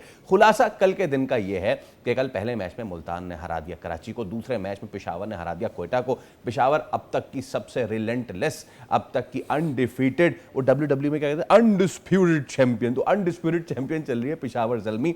बाबर आजम ने अपनी करियर की T20 करियर की 12वीं सेंचुरी स्कोर कर दी है। क्या ही ज़बरदस्त परफॉर्मेंस रही है। इस सब पे ज़रा हम बात करते हैं। बाबर से आगे भी जहां और भी हैं, बॉलिंग भी बड़ी ज़बरदस्त चली है कल, और अली रज़ा वगैरह ने बहुत अच्छी बॉलिंग की है। हमारे साथ मौजूद है क्रिकेट एक्सपर्ट सैयद हैदर। अस्सलाम वालेकुम हैदर भाई, गुड मॉर्निंग। और जनाब, सबसे पहले तो बाबर आजम की बात कर ली जाए। व्हाट एन इनिंग्स कल। यस, हाँ, कल क्या डिफरेंट उन्होंने किया, किस माइंडसेट के पास आए। आई वाज जस्ट लुकिंग कि वो जो हम बात कर रहे थे पास में कि स्पिनर के खिलाफ वो जो रिलीफ शॉट है बाबर का, स्वीप नहीं मारते, लेकिन बाबर ने उसको बहुत अच्छे से नेगेट किया है। ये पाकिस्तान के दो बेहतरीन स्पिनर्स थे by the way, Abrar and Usman Tariq, जिनके खिलाफ वो खेल रहे थे, बट ही स्ट्रेट बैक। 52 गेंदों पे सेंचुरी, उन 52 गेंदों में सिर्फ एक डॉट बॉल, ये तो वो बाबर आजम नहीं जो हम जानते हैं। बिल्कुल, बहुत अच्छा खेले हैं बाबर आजम कल। देखिए पहले जो पेशावर चलने की बैटिंग को सही जो चार्ज किया था वो कुशाल मेंडिस ने किया था। कुशाल मेंडिस ने अपने पावरफुल शॉट से पहले बाबर आजम को हौसला भी दिया कि इस विकेट पे जो है अगर आप निकल कर खेलते हैं बाहर निकल कर तो आपको शॉट्स मिलेंगे और आपको स्कोर मिलेगा, और वही फायदा उठाया बाबर आजम ने। दूसरी बात ये कि बाबर आजम कल अपना बैट फ्लो कर रहे थे, उनका बैट फ्लो बड़ा अच्छा आ रहा था, यानी इसका मतलब है उनके रिफ्लेक्सेस, जैसा कि हम कहते आए और समझ रहे थे उनके रिफ्लेक्सेस स्लो हो गए, कल उन्होंने शो किया कि उनके रिफ्लेक्सेस अभी वैसे ही हैं जैसे आज से 5 साल पहले थे। लेकिन पीएसएल चूंकि एक स्टैंडर्ड नहीं है और पीएसएल में जो बॉलर्स खेलते हैं उनके खिलाफ बैटिंग करना इतना मुश्किल नहीं होता, लेकिन उसके बावजूद कोई सा भी मैच हो, चाहे क्लब क्रिकेट हो या टेस्ट क्रिकेट हो, इतनी अच्छी लंबी बैटिंग करना आसान नहीं होता है। तो बड़ा एक ज़बरदस्त गेम प्ले किया है बाबर आजम ने, और आपकी बात बिल्कुल सही है कि अपने नाक़िदीन के मुंह बंद कर दिए हैं कि उनका स्ट्राइक रेट स्लो है और वो स्कोर नहीं करते हैं, बॉल ज़ाया करते हैं, डॉट बॉल्स खेलते हैं। लेकिन कल उन्होंने साबित किया कि उनके पास सारे शॉट्स हैं, और कल एक अच्छी बात ये थी उन्होंने सारे शॉट्स खेले हैं, ऑफ साइड पे, ऑन साइड पे, स्ट्रेट, ओवर। यानी हैदर भाई वो मतलब हर बात जगह प्रूव उन्होंने हो shots गई ना, ठीक कि हैदर बाबर आजम को किसी कोच की जरूरत नहीं है, बाबर आजम को कॉन्फिडेंस की जरूरत है और उसको असल नंबर पे खिलाने की जरूरत है जिस पर उसको खिलाया नहीं जा रहा था। देखिए अभी जितने ओपनर्स खेल रहे हैं इस पीएसएल में, अगर आप देखें तो उसमें 2 ओपनर्स ही हमें नजर आते हैं जिनका स्ट्राइक रेट बड़ा अच्छा और स्कोर भी कर रहे हैं, वो एक बाबर आजम और एक साहबजादा फरहान है। दोनों ने, और बाबर आजम ने वो जो उन पर इल्जाम था कि ओपनिंग स्लॉट में वो सही नहीं है, पावर प्ले किल नहीं करते, कल उन्होंने ये बात भी जो है गलत साबित कर दी है। तो अब आगे क्या सिनारियो होगा पाकिस्तान नेशनल टीम के लिए, ये तो एक बहुत बड़ा सवाल है, उसमें तो हम बात नहीं कर सकते। लेकिन बाबर आजम ने अपनी सिता तक जो है ये बात साबित कर दी है कि अभी भी उनकी जो बैटिंग उसी तरह है जैसे वो पहले खेलते थे। ओके, आपने बात की कि वो वर्ल्ड क्लास बॉलर्स नहीं है पीएसएल में जिनके खिलाफ बाबर स्कोर कर रहा है। अलजारी जोसेफ से लेके उस्मान तारिक से लेके अबरार अहमद, क्या ये अच्छे बॉलर्स नहीं है? पहली चीज़। दूसरी चीज़, अगर इन सारे मामलात में बाबर सब, और ये कल बाबर ने टूर्नामेंट का पहला रन नहीं बनाया है, इससे पहले की 5 इनिंग्स में बाबर 77, 83, 81, 87 सब कर चुके हैं। तो माय पॉइंट इज कि ये बात आपकी बिल्कुल ठीक है कि पीएसएल हमारा बेंचमार्क नहीं होना चाहिए, बट क्या हम थोड़ी ज्यादती नहीं कर रहे ये कह के कि बाबर जो है वो एक फ्लैट विकेट पे कमजोर बॉलर्स के खिलाफ रन बना रहा है, और अगर ऐसा ही है तो हमारे बाकी बैट्समैन फिर बना लें, उसने अभी तक 400 क्यों किए में? देखिए कोई भी बैट्समैन हो वो फ्लैट विकेट पे स्कोर जरूर करता है, और मुश्किल विकेट पे वो उसको प्रॉब्लम्स होती हैं दुनिया के किसी भी बड़े बैट्समैन को। इसलिए यहाँ पे ये तो क्रिटिसाइज नहीं बनती है कि वो फ्लैट विकेट पे स्कोर कर रहे हैं। असल बात ये होती है कि आपकी सीक्वेंस कैसी है, आपकी बॉडी बैट के साथ चल रही। देखिए बैट्समैन की सबसे बड़ी कामयाबी ये होती है कि उसका दिमाग, माइंड और उसका बैट दोनों साथ साथ चलें, उससे उसको जो है वो कामयाबी मिलती है। बाबर इस वक्त जो है वो इन दोनों चीजों में अच्छा उनका एक सीक्वेंस चल रहा है और वो स्कोर कर रहे हैं। और अबरार और उस्मान तारिक बड़े अच्छे बॉलर्स हैं, उसमें कोई शक नहीं है। लेकिन एक बात आप ये भी समझ लें कि दोनों बॉलरों ने अभी तक इस पीएसएल में कोई एक दिन भी अच्छी बॉलिंग नहीं की। ओके, ठीक है, पॉइंट टेकन। मैं एक बाबर से हटके जरा अब एक और बैट्समैन की मैं बात करना चाह रहा हूं, एंड वी होप कि बाबर आगे भी स्कोर करें, and that is Multan Sultans के लिए शान मसूद। आई मीन कल साहबजादा फरहान नहीं थे प्लेइंग 11 में, उनके ना होने पे, और फिर स्मिथ भी पहले आउट हो गए, उनके आउट होने के बाद भी the way Shan Masood is playing in the middle order, अगर आप उनकी भी पिछले 5 इनिंग्स उठा के देखें, consistently he is in to the 40s, ठीक है, 46, 48, कल भी उन्होंने 40+ किया। एंड देन जो पाकिस्तान का मिडिल ऑर्डर में मसला आ रहा था, ये शान मसूद कोई 35 पे 40 नहीं कर रहे हैं, ये 20 पे 40 कर रहे हैं, 18 पे 40 कर रहे हैं। क्या पाकिस्तान के मिडिल ऑर्डर का हल शान मसूद लग रहा है आपको? बिल्कुल हो सकता है। देखिए Shan Masood most ignored batsman है हमारे T20 फॉर्मेट के। 2022 का जो वर्ल्ड कप ऑस्ट्रेलिया में हुआ था यस उसमें शान मसूद जो है हाईएस्ट रन टेकर थे पाकिस्तान के। यस उसके बावजूद उनको वर्ल्ड कप के बाद ड्रॉप कर दिया गया। वनडे में उनको खिलाया, हालांकि वो टेस्ट क्रिकेट में भी अपनी वनडे के स्टाइल की क्रिकेट खेलते हैं और उनको मौका दिया जाना चाहिए। मैंने हमेशा ये बात की कि शान मसूद को वनडे में और T20 में मौका मिलना चाहिए। और अभी भी पाकिस्तान के नंबर 1 फिट प्लेयर हैं वो। उनकी फिटनेस लेवल जो है वो उसके करीब कोई भी पाकिस्तानी खिलाड़ी नहीं पहुंच सकता। बड़े अच्छे बैट्समैन हैं और मिडिल ऑर्डर का मसला हल कर सकते हैं, लेकिन वही मसला है कि हमने एक अपना एक स्टैंडर्ड बना लिया कि नहीं जी ये टेस्ट का खिलाड़ी है, ये वनडे। अब एक जगह आप सऊद शकील से ओपनिंग करवा रहे हैं जबकि उनका स्ट्राइक रेट देखें, और शान मसूद है उनको आप जो है गर्दानते ही नहीं है कि कोई अच्छे प्लेयर है। तो ये हमारा जो डबल स्टैंडर्ड है उसी वजह से हमारे बहुत सारे प्लेयर्स हैं वो उनको मौके नहीं मिले। हैदर भाई देखिए PSL के जब आप पॉइंट्स टेबल के ऊपर नज़र डालते हैं तो आपको ऊपर की 3 टीमें नज़र आती हैं। दैट इज़ आपकी पेशावर जो कि अनबीटन है, दूसरी टीम आपको नज़र आती है मुल्तान सुल्तान, कल का पहला मैच उनका बड़ा अच्छा था, पहला दोपहर वाला मैच उन्होंने खेला, और इस्लामाबाद जिसके 9 पॉइंट्स हैं, उन्होंने 7 मैचेस खेले, 4 जीते। उसके बाद नीचे आप जरा पॉइंट्स टेबल पर आए तो 8 मैचेस खेल कर सिर्फ 2 जीती है क्वेटा ग्लैडिएटर्स। आपको एक प्रॉपर क्रिकेट का फुकदान नजर आता है, प्लेयर्स के मसाइल है, बहुत सारी चीजें हैं, ये PSL के रंग को फीका कर रहे हैं। बिल्कुल क्वेटा की टीम जो है ना बिल्कुल ही डिसऑर्गेनाइज है। बिल्कुल उसमें प्लेयर सिलेक्शन बड़ा गलत हुआ है। फिर उन्होंने ओपनिंग स्लॉट एक ऐसे प्लेयर के हवाले कर दी कि जिसके पास ना शॉट्स हैं, वो टैलेंटेड हो सकते हैं शामिल हुसैन, लेकिन उनके पास शॉट्स नहीं है। उनके पास एक ही शॉट है कि वो लॉन्ग ऑन पे शॉट खेलते हैं जहां वो पकड़े जाते हैं।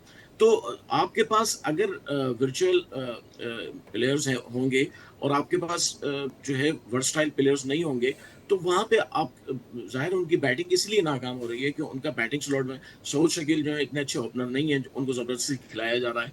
फिर उसके बाद मिडिल ऑर्डर भी उनका जो है वो परफॉर्म नहीं कर रहा है। फिर उनको बॉलिंग पे बड़ा अपना फख्र था कि बॉलिंग हमारी सबसे अच्छी है। वही बॉलिंग उनको इस वक्त जो है मेरे ख्याल से सबसे पीछे ले गई है। उस बॉलिंग ने उनको कोई चांस नहीं दिया कि वो, उन्होंने 2-3 अच्छे बॉलर्स थे जो लास्ट सीजन में उनके साथ खेले थे, वसीम थे और दूसरे, उनको उन्होंने नहीं किया सेलेक्ट और ऐसे बॉलर्स को ले लिया जो उनके। तो टीम पूरी जो है अगर आप देखें तो मजमूई तौर पर तनज़्ज़ुली का शिकार है और उसकी वजह ये प्लेयर सिलेक्शन, प्लेयर्स का बैटिंग ऑर्डर, ये सारी चीजें उनकी गलत जा रही हैं। तो इस पे उनको सोचना होगा नेक्स्ट सीजन। अब ये सीजन तो निकल गया उनके हाथ से, अब नेक्स्ट सीजन में उनको सोचना होगा क्या करना। ओके जब हम अभी सादिया ने पॉइंट्स टेबल की बात की और एक वाज़े पैरिटी हमें नज़र आ रही है विच मीन्स फ्यू थिंग्स। पहले तो ये कि ऑक्शन कुछ टीमों ने बहुत अच्छा किया और कुछ टीमों ने बहुत ही बकवास किया। दूसरा ये कि अगेन टॉकिंग अबाउट पेशावर, सब लोग ये एक्सपेक्ट कर रहे थे कि नाहिद राना और शरीफुल के जाने से एक खला आएगा, लेकिन वो तो हमें बिल्कुल भी नज़र नहीं आ रहा। Which means the third thing कि कैप्टनसी बहुत अच्छी चल रही है, which means the fourth thing कि कैप्टन बाबर आजम है। आई रेस्ट माई केस, आगे आप बता दें।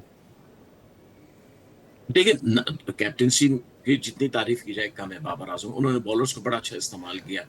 सुफियान मुकीम हाईएस्ट विकेट टेकर हैं इस हमारी PSL के इस साल के, और उन्होंने जो बॉलिंग की है उसमें बड़ी चेंजेस मुझे नजर आई हैं। शायद उनके कोचेस ने उन पर काम किया है या खुद उन्होंने अपने आप, लेकिन बड़ा उन्होंने पेशावर को सहारा दिया अपनी बॉलिंग से। और दूसरी बात ये है कि जब आपकी बैटिंग क्लिक कर जाती है ना तो बॉलिंग ऑटोमेटिक हो जाती है। बॉलिंग को फिर डिफेंड करने के लिए बड़ा स्कोर मिलता है या बॉलिंग को ये इत्मीनान होता है कि अगर कोई बड़ा स्कोर हो भी जाएगा हमारे बैट्समैन चेस कर लेंगे, तो दोनों सूरतों में बॉलर्स को एतमाद मिल जाता है।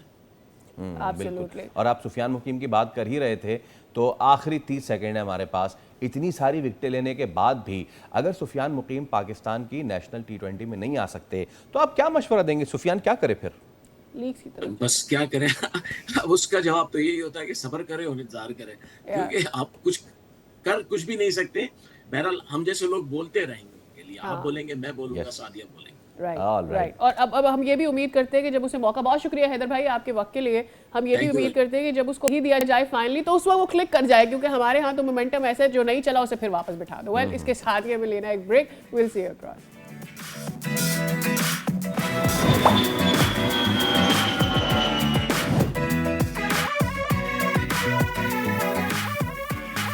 Welcome back. एक तरफ डिजिटल पाकिस्तान की बातें हैं, दूसरी तरफ लाखों सार्फिन के लिए अचानक सर्विस बंद होने का खदशा है। ऐसा क्यों? ऐसा यूं कि नादरा ने खबरदार किया है कि पाकिस्तान में लाखों मोबाइल सिम्स और बैंकिंग वगैरह की दीगर खदमात जो है वो मुतासर हो सकती हैं, जिसकी वजह गैर तस्दीक शुदा कंप्यूटराइज शनाख्ती कार्ड्स का मियाद का ख़त्म होना हो सकता है। नादरा के हुक्काम के मुताबिक तकरीबन 8.1 मिलियन सिम्स ब्लॉक होने के खतरे से दो चार हैं। आदाद शुमार बताते हैं कि करोड़ों सिम्स ऐसे रिकॉर्ड से जुड़ी हैं जो या तो एक्सपायर हो चुका है या अपडेटेड नहीं। सवाल ये है कि क्या अवाम इस मामले को संजीदगी से ले रहे हैं या फिर हमेशा की तरह आखिरी वक्त तक इंतज़ार ही किया जाएगा। हुकूमती इदारे वाजे कर रहे हैं कि जून के बाद सख्त इक़दामात और मुमकिन जुर्माने भी सामने आ सकते हैं। सूरत हाल में ये सिर्फ एक वार्निंग नहीं है बल्कि एक बड़ा डिजिटल अलार्म है जो बता रहा है कि दस्तावेज़ात की बर वक्त तजदीद अब सहूलत नहीं ज़रूरत बन चुकी है। चलिए इसी पे हम बात कर लेते हैं। हमारे साथ मौजूद हैं सैयद शबाहत अली, आप तर्जुमान नादरा हैं। शबाहत साहब अस्सलाम वालेकुम और बहुत शुक्रिया आपके वक्त के लिए। शबाहत साहब, सबसे पहले तो थोड़ी सी वजाहत आपसे चाहूँगा, क्या सिचुएशन है, क्या होने जा रहा है? इतनी सारी ये जो सिम्स हैं ये अनरजिस्टर्ड हैं या अपडेट नहीं हुई है, क्या है मामला? बिस्मिल्लाहिर्रहमानिर्रहीम। प्रोग्राम में मदद करने का बहुत बहुत शुक्रिया। जो कलेक्टिवली जो मंजरनामा है इस वक्त वो ये है कि तकरीबन कोई 21-21.5 करोड़ के करीब हमने शनाख्ती दस्तावेजात इशू कर रखी हैं पाकिस्तान, जिनमें से 4 करोड़ 16 लाख एक्सपायर हो चुकी हैं और उनकी एक्सपायरी को कुछ वक्त गुजर गया है और लोग वापस नहीं आए हैं अपनी शनाख्ती दस्तावेजात को रिवाइव करवाने के लिए, उनकी तजदीद करवाने के लिए। तो इसमें से फिर कोई 2.5 लाख से ज्यादा दस्तावेजात ऐसी हैं जिनमें 10-10 साल का अरसा गुजर गया है और लोग उसकी तजदीद के लिए वापस नहीं आए। ये हुकूमत के लिए एक बड़ी चैलेंजिंग बात इसलिए है कि आपका और हुकूमत का जो राब्ता है, जो तारुफ है, वो आपके शनाख्ती कार्ड के तवस्सुत से है। ये शनाख्ती कार्ड ही है जिसके तवस्सुत से आप हुकूमत की तरफ से दी हुई कोई भी खिदमत हासिल करते हैं, कोई भी रियासत की तरफ से अगर आपको खिदमात दी जा रही हैं, सहूलियात दी जा रही हैं, उसके पीछे जो डाटा है वो आपने कम से कम 10 साल से अपडेट नहीं करवाया। यानी अगर आपके चेहरे के फीचर्स हैं, आपकी उंगलियों के निशानात हैं, आपका पता है, आपका ऑक्यूपेशन है, आपकी तालीम, जो भी आप उसके अंदर अपने पर्टिकुलर्स फिल करवाते हैं, 10 साल से ऊपर हो गए हैं अगर शनाख्ती कार्ड आपका एक्सपायर हो। और शनाख्ती कार्ड की अगर मैं बात करूं तो 2 करोड़ 74 लाख से ज्यादा शनाख्ती कार्ड ऐसे कौमी शनाख्ती कार्ड इस वक्त ऐसे हैं जो कि एक्सपायर्ड है। तो ये सूरत हाल इस वक्त काफी चैलेंजिंग है और इसी सिमत में जो मुख्तलिफ इकदाम उठाए जा रहे हैं उनमें से एक ये कदम है जिसकी आपने निशानदेही की, जो पाकिस्तान टेलीकम्युनिकेशन अथॉरिटी और नादरा ने एक मुश्तरका एलामिया की सूरत में अवाम नास को जिसके के लिए बारे में। शबाज साहब, अगर मैं अपनी अंडरस्टैंडिंग के लिए, अवाम की अंडरस्टैंडिंग के लिए आपसे सवाल करूं, जैसे कि मेरा शनाख्ती कार्ड है, उसकी जो एक्सपायरी डेट है दैट इज, चलिए एक ले लेते हैं 2035, ठीक है, और अब 2035 तक तो ठीक है, लेकिन मैं इससे क्या ये समझूं कि एक्सपायर होने के बाद भी 10 साल तक यानी 45 तक मैं ना कराऊं तो ये मसला आ रहा है, या फिर अगर 2035 तक ही है उसके बीच में भी मुझे उसको अपडेट कराना है? जाहिर सी बात है 2026 से 2035 तक जो मेरी फेशियल रिकग्निशन है वो थोड़ी बहुत जाहिर सी बात है चेंज होगी। ऑब्वियसली एज तो आ रही है तो कुछ ऊपर नीचे मामला होंगे, तो प्लीज़ इसको क्लैरिफाई करें कि एक्सपायरी डेट के विदिन भी मुझे अपडेट कराने की ज़रूरत है या फिर एक्सपायरी के बाद फिर दोबारा से तजदीद कराने की ज़रूरत है? जब हम आपको एक शनाख्ती कार्ड इशू करते हैं, शनाख्ती दस्तावेज का इजरा हो जाता है तो उसके ऊपर उसकी तारीख मियाद लिखी होती है, यानी वो कितनी मियाद तक के लिए करामत है। उस वक्त तक हमारी तरफ से या हुकूमत की तरफ से कोई मुतालबा नहीं है कि आपने आकर अपनी शनाख्ती दस्तावेज को दोबारा तब्दील करवाना है। अलबत्ता ये जरूर है कि अगर आपने इस दौरान शादी की है, आपके बच्चे पैदा हुए हैं, आपकी फैमिली कॉम्पोजिशन में कोई तब्दीली आई है, तो उस फैमिली कॉम्पोजिशन की तब्दीली को आप नादरा के रिकॉर्ड का हिस्सा बनाएंगे। बच्चा पैदा हुआ है तो उसका बेफॉर्म बनेगा, शादी कर ली है तो मिसेस को साथ में रजिस्टर करेंगे, दैट्स अबाउट इट। अब ये जो बात है कि 10 साल की मियाद के बाद भी आप तशरीफ नहीं ला रहे, ये एक अलार्म है, ये बात है। लेकिन उस 10 साल तक हमारी कोई ऐसी रिक्वायरमेंट नहीं है और जब वो टाइम गुजर जाता है तो आपने कानून के मुताबिक 30 दिन के अंदर उसकी तजदीद करवानी है। तो 10 साल के ऊपर 1 महीना भी आप मजीद अगर ले लेते तो भी ठीक है। उससे ज्यादा अगर वक्त गुजरता है तो पहले ये था कि उस पर किसी किस्म की कोई पेनल्टी नहीं थी, लोगों को इदराक नहीं था कि इसका कोई नुकसान है या नहीं है। अब जबकि पाकिस्तान टेली कम्युनिकेशन अथॉरिटी ने अनाउंस कर दिया है कि वो सिम्स बंद कर देगा, और जबकि स्टेट बैंक ने इससे पहले वाजे कर दिया है कि तमाम ऐसे शनाख्ती कार्ड के ऊपर जो बैंक अकाउंट चल रहे हैं वो फाल नहीं रहेंगे। तो अब मामला थोड़ा सा ऐसा हो गया है जिसको संजीदगी से शायद लोग देखना शुरू करें और अपनी शनाख्ती दस्तावेजात की तजदीद बर वक्त आकर कराएं।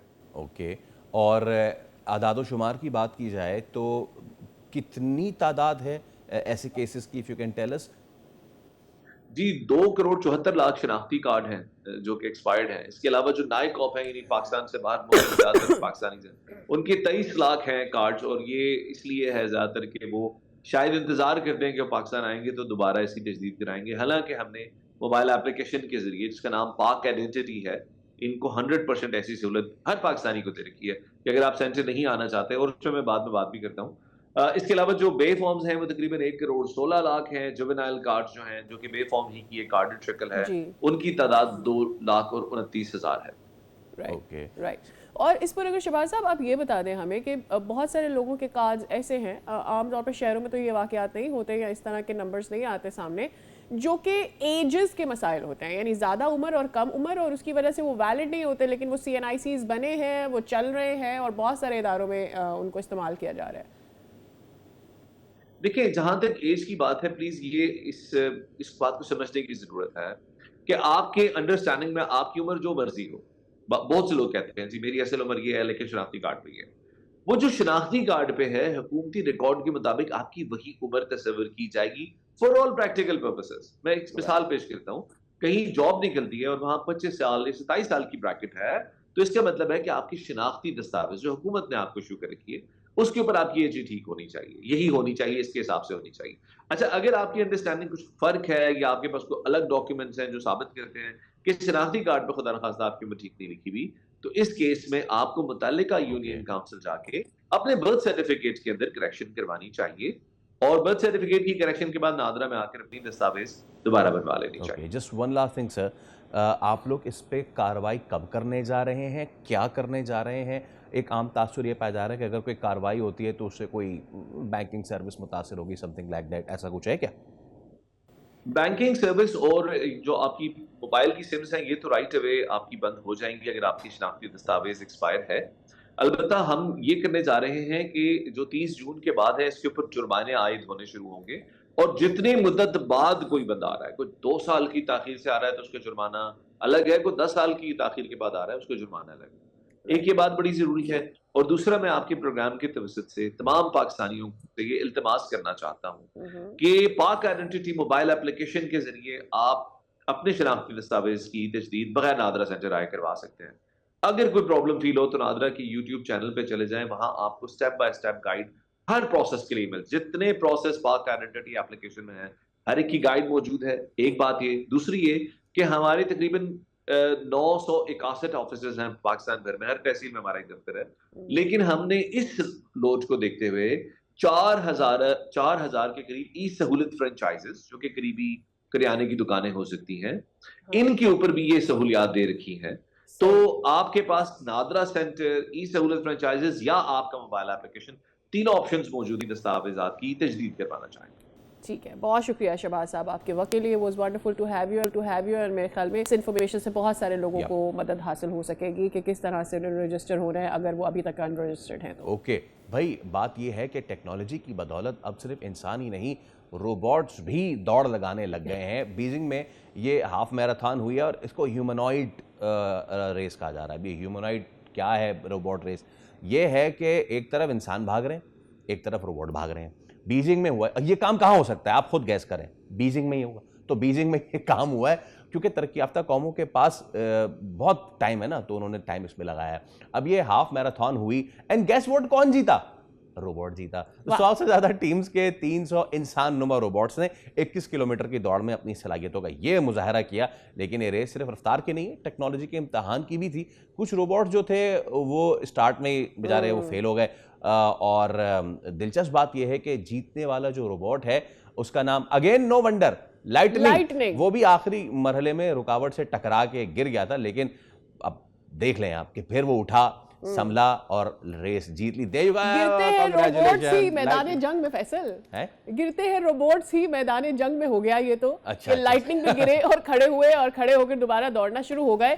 अच्छा, सिर्फ 50 मिनट और 26 सेकंड्स में हाफ मैराथन इन्होंने मुकम्मल करके ना सिर्फ दीगर रोबोट्स को पीछे छोड़ा ही छोड़ा, बल्कि इंसानी आलमी रिकॉर्ड को भी पीछे छोड़ दिया है। अब ये कामयाबी ना सिर्फ टेक्नोलॉजी की एक बड़ी छलांग है, बल्कि फ्यूचर की भी एक बात करें तो उसमें भी एक बहुत ह्यूज जंप है। अब इंसानों को सोचना होगा कि उनका अगला मद्दे मुकाबिल हरीफ कौन होने जा रहा है। राइट फ्रॉम रोबो वॉर्स जो Yeah. होती थी ना, छोटी छोटी गाड़ियां अजीब अजीब हैयत की, अब ये रेसिंग में आ गई। पता नहीं, मैं वह हैरत हूं कि दुनिया क्या से क्या हो जाएगी। इसी के साथ एक ब्रेक ले रहे हैं, stay with us.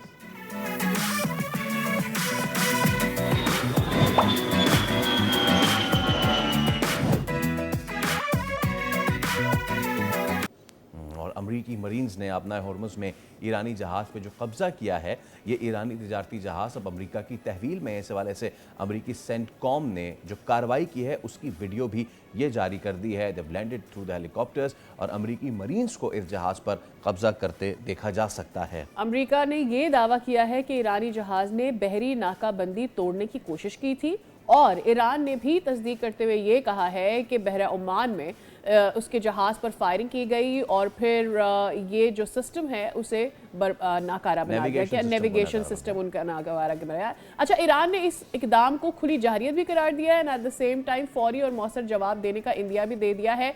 This is one of the reasons जहाँ पर हमें एक हॉल्ट नज़र आ रहा है। कल तक की जो हम बातें देख रहे थे कि जी दोनों तरफ से डेलीगेशन पाकिस्तान पहुँच रहा है और डेलीगेशन पाकिस्तान पहुँचेगा तो दूसरा दौर होगा, लेकिन अब ये बातें आ रही हैं और ये सब हुआ है इस कार्रवाई के बाद जिस पर ईरान ने ये बोला है कि टॉक्स नहीं हो सकते। It's like movie scene Sadia, कि जिसमें हम देख सकते हैं कि किस तरीके से मरीज जो हैं वो हेलीकॉप्टर से रस्सी के ज़रिए नीचे उतर रहे हैं और नीचे उतरने के बाद कंटेनर्स पे दे हैव लैंडेड। उसके बाद उन्होंने हेलीकॉप्टर्स भी वहाँ पे लैंड किए हैं और वहाँ पे इसको अपने कब्ज़े में लिया। अब ईरान ने इस पे इक़दाम की धमकी भी दी है, जवाबी इक़दाम की, जिससे कशीदगी में मज़ीद इजाफा हो रहा है। अमरीकी मरीन्स ने ये ईरानी जहाज़ इस पर कब्ज़ा किया और इस कब्ज़े की वीडियो भी उन्होंने अब शेयर की है सेंटकॉम ने। तो चलिए, इसी के साथ अब हम आपसे लेंगे इजाज़त with this hope and pray कि जो भी हो दुनिया में वो अमन की तरफ हो और मुज़ाकरात जो हैं वो फाइनली कामयाब करार पाएँ।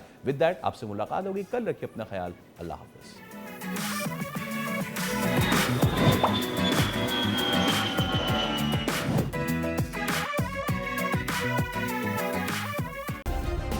सब्सक्राइब करें और बेल दबाएं ताकि कोई खबर रह न जाए।